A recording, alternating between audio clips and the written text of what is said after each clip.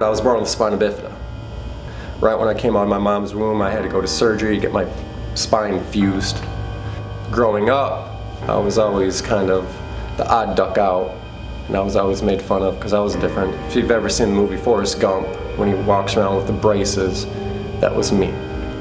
And then I finally was good enough that I could walk on my own and fend for myself, but I was still getting made fun of all the time, so kind of resorted to the wrong crowd for protection. And then when my dad died, my dad passed away from lung cancer.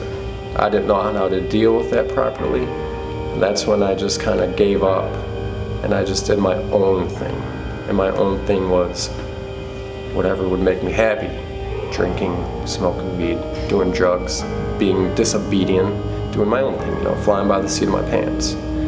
Doing that for 20 years, by the end of the road, I was a full-blown out addict and I didn't know what to do, and I was just doing my own thing to the point where I couldn't work anymore. I mean, they knew I was an alcoholic. I got a DUI back in 2008, and then I got a reckless driving in 2009, but they didn't know anything about my drug addiction.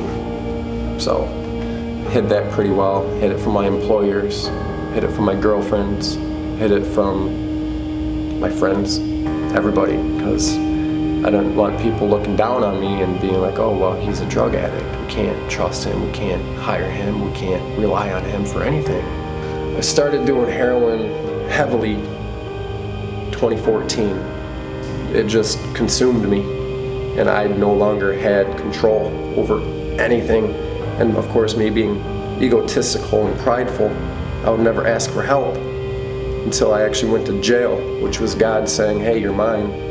I love you, so I'm going to discipline you because you got to learn the hard way. So jail saved my life. Praying to God the night before I went to jail actually saved my life too. I was miserable and I prayed to God, take this away from me by any means possible.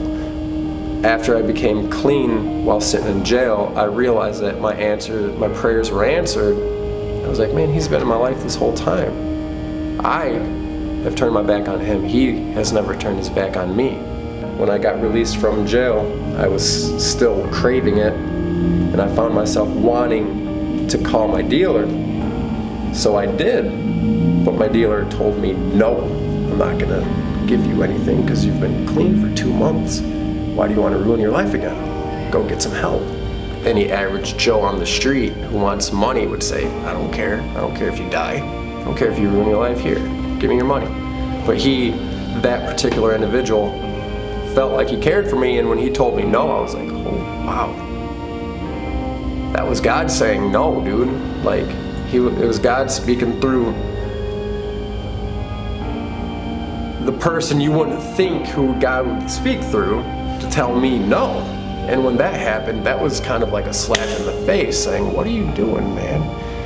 You just climbed out that rabbit hole and you want to go back in? No. Stop being your old self. You've been reborn. Go get help. So I dropped my pride and I dropped my ego, walked into crisis and was like, hey, I need some help. What's up? Then I was like, you know what? They've got a program upstairs. So I was like, you know what? It's worth a shot. I think the staff here is one of the most beneficial things to this recovery. Johnny Birch. I love that man. I mean, in the beginning, of course, he's tough, but look who the residents are. Look, what we have. We're a bunch of addicts and alcoholics. But Mr. Birch, there's a rhyme for a reason, and I understood his rhyme and reason really early on. However, I thought I was still God, and it was either my way or nobody's way, until I figured out that that's not going to get me anywhere in life. So he taught me to humble myself and to think before I speak. This place has changed my life and many people before me and many after me. And I turn away from that darkness because I know where that will lead, back down that Alice in Wonderland rabbit hole. And that's deep and dark and I don't want to go back. Instead of seeing darkness and being attracted towards darkness, I'm attracted towards light.